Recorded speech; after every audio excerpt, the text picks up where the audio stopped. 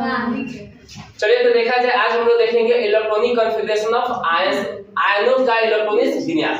इसके पहले हम लोग कक्षाओं में देखे थे एटम का इलेक्ट्रॉनिक विन्यास, और आज की कक्षा में हम लोग देखेंगे आयनों का इलेक्ट्रॉनिक विन्यास। सबसे पहले छोटा सा हम एक स्कैंडियम लेते हैं। स्कैंडियम हमारा ये एक एटम है, इसका इलेक्ट्रॉनिक कॉन्फ़िगरेशन करते हैं 1s2 2s2 2p6 3s2 3p6 4s2 और 3d1। ये देखा जाए तो ये हमारा एटम है, इस एटम के इलेक्ट्रॉनिक विन्यास। अब हमको करना है आयन का, स्कैंडियम को प्लस चार्ज, यदि ये हमारा होगा आयन। अब आपके मन में एक सवाल आया होगा कि आयन क्या है। तो देखा जाए भाई, जो आयन होता है, अगर किसी भी एटम के ऊपर जो चार्ज उत्पन्न होता है, किसी भी एटम के ऊपर जो चार्ज उत्पन्न होता है, उस चार्ज को हम लोग बोलते हैं आयन। जैसे सिंपल सी बात है, यहाँ पर स्कैंडियम एक एटम हुआ और इस स्कैंडियम पर जैसे ही चार्ज आया, अब ये चार्ज प्लस भी हो सकता है, चार्ज माइनस भी हो सकता है। तो अगर किसी भी एटम या एटम के समूह पर अगर कोई चार्ज उत्पन्न हो जाता है, उसी को हम बोलते हैं आयन। अब एक और यहाँ पर बात समझ में आना चाहिए कि भाई इस पर चार्ज उत्पन्न कैसे होते हैं। तो भाई देखिए, चार्ज दो तरीके से उत्पन्न हो सकते हैं, या तो अगर एटम इलेक्ट्रॉन को त्याग करे, या तो कोई एटम इलेक्ट्रॉन को ग्रहण करे। अगर कोई एटम, मान लीजिए ये एटम हुआ, अगर इस एटम से कोई इलेक्ट्रॉन बाहर जा रहा है, कहने का मतलब कि अगर यह एटम इलेक्ट्रॉन को त्याग कर रहा है तो भाई इसके ऊपर आ जाएगा प्लस चार्ज, और अगर किसी एटम के ऊपर इलेक्ट्रॉन आ रहा है तो इसके ऊपर हो जाएंगे माइनस चार्ज। तो सब समझता है कि यहाँ उल्टा काम होता है, अगर किसी पर इलेक्ट्रॉन की कमी हुआ तो उस पर आ जाएंगे प्लस चार्ज, अगर किसी भी पदार्थ को इलेक्ट्रॉन की बढ़ोतरी हुआ तो उस पर आ जाता है नेगेटिव चार्ज। एक और अच्छी बात समझ कि भाई चार्ज प्लस माइनस कैसे उत्पन्न होता है, तो इसके बारे में हम एक स्पेशल वीडियो बनाएंगे आयन का, तो उसमें हम लोग देखेंगे। अभी यहाँ पर देखते हैं स्कैंडियम। इस स्कैंडियम के पास देखा जाए तो स्कैंडियम के पास इसके इलेक्ट्रॉन की संख्या 21 होता है, बट जैसे स्कैंडियम को प्लस चार्ज आ गया तो स्कैंडियम को प्लस चार्ज आने का मतलब ये हुआ कि स्कैंडियम ने अपने एक इलेक्ट्रॉन को त्याग किया है, तभी स्कैंडियम को प्लस चार्ज हुआ। स्कैंडियम एक इलेक्ट्रॉन को त्याग किया है, तभी इसके ऊपर प्लस चार्ज हुआ। तो सोचा जाए तो पहले स्कैंडियम के पास 21 इलेक्ट्रॉन था, लेकिन जैसे ही स्कैंडियम ने अपने एक इलेक्ट्रॉन त्याग किया, इस स्कैंडियम के पास जो इलेक्ट्रॉन की संख्या वो इलेक्ट्रॉन की संख्या 11। पहले स्कैंडियम पे अगर कोई चार्ज नहीं था, तो अगर न्यूट्रल था स्कैंडियम तो उसके पास इलेक्ट्रॉन की संख्या 21 था, लेकिन जैसे स्कैंडियम एक इलेक्ट्रॉन को त्याग किया, अब हम लोग कैसे पता चल रहा है कि स्कैंडियम इलेक्ट्रॉन को त्याग किया, तो भाई देखिए स्कैंडियम को प्लस चार्ज, और हम जानते हैं कि अगर किसी भी एटम को प्लस चार्ज आता है तो वो एटम इलेक्ट्रॉन को त्याग करता है, और यहाँ पर एक इलेक्ट्रॉन को त्याग किया क्योंकि इस स्कैंडियम पे एक ही चार्ज है, इसी कारण से स्कैंडियम ने एक इलेक्ट्रॉन को त्याग किया। अब यहाँ पर देखिए इसके पास ये इलेक्ट्रॉन, अब ये जो स्कैंडियम का कॉन्फ़िगरेशन लिखे थे ये न्यूट्रल एटम के लिए थे, बट ये स्कैंडियम आपका स्कैंडियम आयन हो गया। अब इसका कॉन्फ़िगरेशन करते हैं, तो भाई इस कॉन्फ़िगरेशन में से हमको क्या करना है, जो भी हमने कॉन्फ़िगरेशन किया है इनमें से क्या करेंगे कि अगर हम एक इलेक्ट्रॉन को कमी कर देते हैं, अगर हम इनमें से क्या करते हैं एक इलेक्ट्रॉन को कमी कर देते हैं, तो स्कैंडियम प्लस का हम आयन लिख सकते हैं, इस आयन के इलेक्ट्रॉन से लिख सकते हैं। अब आपके मन में होगा कि भाई इलेक्ट्रॉन को हम कहां से हटाएंगे, तो भाई देखिए जब भी आपको इस टाइप का अगर कॉन्फ़िगरेशन करना हो तो जो भी मैक्सिमम नंबर ऑफ ऑर्बिट होता है इलेक्ट्रॉन वहां से लेकर आता है। जैसे अभी यहाँ पे देखिए 1s2 ये आपका मैक्सिमम ऑर्बिट नंबर हुआ, ये 4s2 ये मैक्सिमम ऑर्बिट नंबर हुआ। तो अब हम क्या करेंगे, इस मैक्सिमम नंबर ऑर्बिट से क्या करेंगे, एक इलेक्ट्रॉन को हटा देंगे। चलिए देखते हैं, जैसे 1s2 2s2 2p6 3s2 3p6। अब देखिए यहाँ पर हम क्या करेंगे, यहाँ से कितना भाई कितना हटाना है, तो भाई आपके एक हटाना है, तो 4s1 आ जाएगा और 3d है। बात समझ में, ये इसका क्या हो गया आयन का ये कॉन्फ़िगरेशन। हम क्या करेंगे, जो भी आपके नंबर ऑफ ऑर्बिट होंगे, जो भी मैक्सिमम नंबर ऑफ ऑर्बिट होंगे, वहां से हम क्या करेंगे इलेक्ट्रॉन को त्याग देंगे। जैसे मान लीजिए हम स्कैंडियम को +2 चार्ज, इस सिंपल सी बात है, हम क्या करते हैं 1s2 करते हैं 2s2 करते हैं 2p6 करते हैं 3s2 करते हैं 3p6 करते हैं। अब यहाँ पे क्या करते हैं कि यहाँ से भाई पूरा का पूरा इलेक्ट्रॉन हम कहां से निकालेंगे, यहाँ से निकाल देंगे, तो 4s0 हो जाएगा और 3d। यानी जब भी आपको इलेक्ट्रॉन को निकालना है तो आप मैक्सिमम ऑर्बिट नंबर से क्या करते हैं इलेक्ट्रॉन को निकाल सकते हैं। एक और एग्जांपल से देखा जाए तो जैसे मान लीजिए हम ले लेते हैं F, हम यहाँ पर लिए Fe का 26 होता है, ये Fe एक एटम हुआ, हम इसका कॉन्फ़िगरेशन करते हैं, तो 1s2 2s2 2p6 3s2 3p6 4s2 और 3d6 इसका हम कॉन्फ़िगरेशन करते हैं। तो ये हमारा एटम हुआ, इस एटम का कॉन्फ़िगरेशन किए, ये हमारा कॉन्फ़िगरेशन एटम हुआ।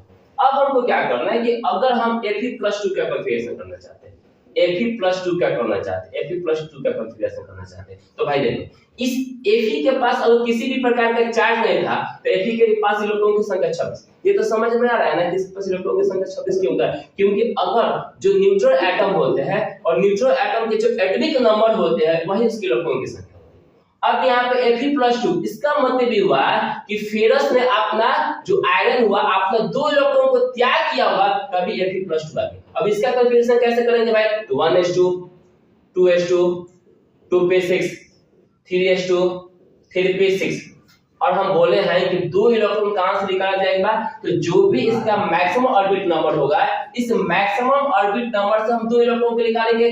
4s0 हो जाएगा और 3d6 होगा। अगर हम चाहे तो हम 4s0 लिखे या ना लिखे आपके ऊपर डिपेंड करता है। चाहे तो हम डायरेक्ट ऐसे भी लिख सकते हैं 3d6 लिख सकते हैं। कहां पर लिखे या ना लिखे आपके ऊपर डिपेंड करता है। अगर हम Fe+3 अब चार्ज लेते हैं, देखा जाए भाई दोनों शो करता है, Fe+2 भी शो करता है और Fe+3 भी शो करता है।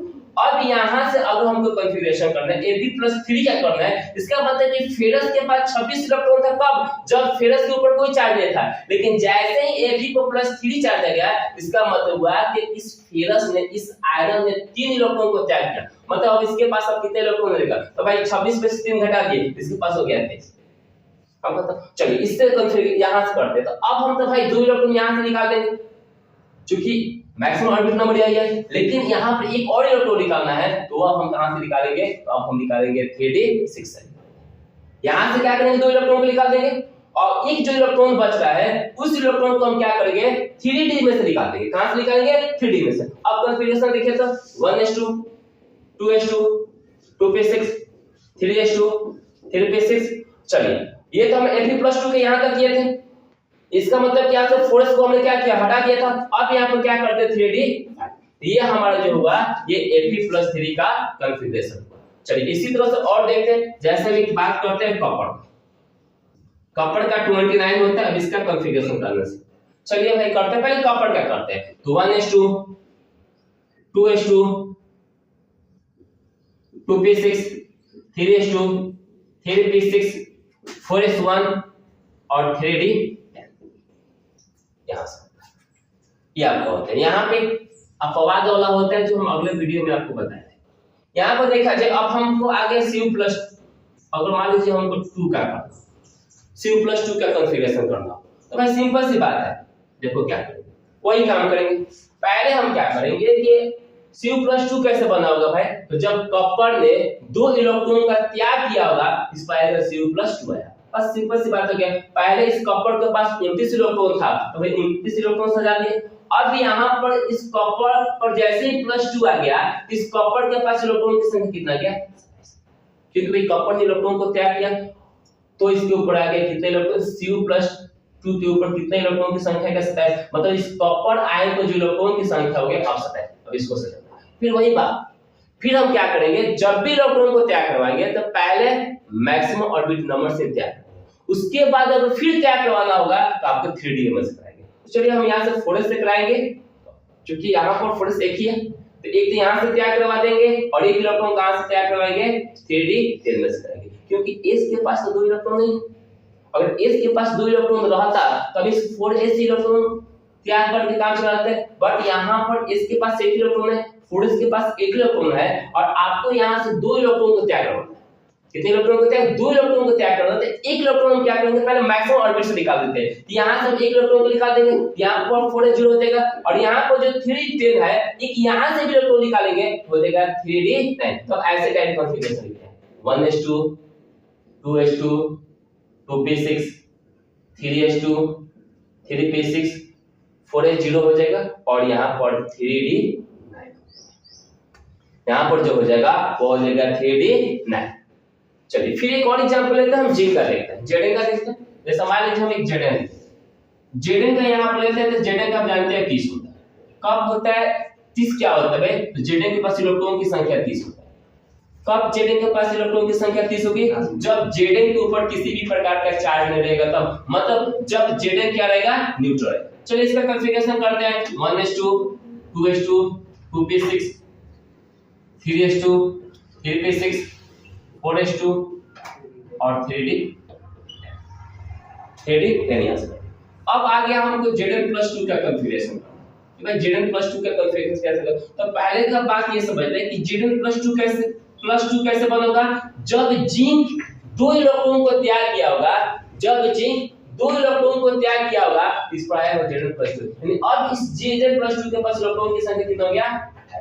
अच्छा, हम फिर बात करें इलेक्ट्रॉन कहां से निकालेंगे, तो जो भी मैक्सिमम ऑर्बिट नंबर होंगे, जो भी मैक्सिमम ऑर्बिट नंबर होते हैं इलेक्ट्रॉन वहीं से निकालेंगे। और इसमें आपका 4s2 ही क्या मैक्सिमम ऑर्बिट नंबर है, देखिए 1 2 3, आप 4 में तो 4, ये तो 1 2 2 3 ये आपका ऑर्बिट नंबर होता है, उसमें आपका 4 देखा जाए तो 4 आपका मैक्सिमम ऑर्बिट नंबर हो जाएगा। तो अगर आपको 2 इलेक्ट्रॉन को त्याग करवाना है तो 2 इलेक्ट्रॉन को कहां से त्याग करवाइएगा भाई, तो आपके जो भी मैक्सिमम ऑर्बिट नंबर होगा, मतलब यहां से 4s2 में से 2 इलेक्ट्रॉन को त्याग करें।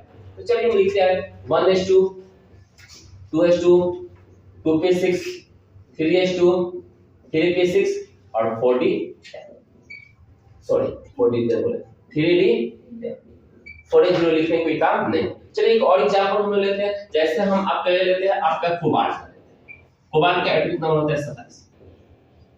कोबाल्ट के पास इलेक्ट्रॉन की संख्या होता है अब कितना 27, जो इसकी एटॉमिक नंबर होगा वही क्या होगा इसके पास इलेक्ट्रॉन की संख्या। चलिए इसका करते हैं तो 1s2 2s2 2p6 3s2 3p6 4s2 और आपका 3d7, ये आपका हो गया कोबाल्ट। अगर हम कोबाल्ट को +3 चार्ज देते हैं, +3 की चार्ज दिखाता है, तो अगर कोबाल्ट को +3 यानी ये अब कोबाल्ट आयन हो गया, तो भाई ये आयन कैसे बना, तो जब ये कोबाल्ट ने 3 इलेक्ट्रॉन को त्याग किया होगा, जब कोबाल्ट 3 इलेक्ट्रॉन को त्याग किया होगा इसको आया होगा +3। अब इसके पास पहले इस कोबाल्ट जब इलेक्ट्रॉन को त्याग नहीं किया था तो इसके पास इलेक्ट्रॉन की संख्या 27 था, लेकिन जैसे इलेक्ट्रॉन की संख्या त्याग कर दिया तो इसके पास इलेक्ट्रॉन की संख्या कितना हो गया 24। चलिए फिर वही काम, अब हम क्या करेंगे, 2 यहां से इलेक्ट्रॉन को त्याग करवा देंगे और एक इलेक्ट्रॉन कहां से यहां से निकाल देंगे, क्योंकि पहले आपको जो इलेक्ट्रॉन निकालना है वो मैक्सिमम ऑर्बिट नंबर से निकालना है, तो हम पहले इलेक्ट्रॉन इस 4s से निकाल देते हैं। तो 2 इलेक्ट्रॉन यहां से निकाल देंगे, अभी भी एक इलेक्ट्रॉन निकालना है तो हम कहां से निकालेंगे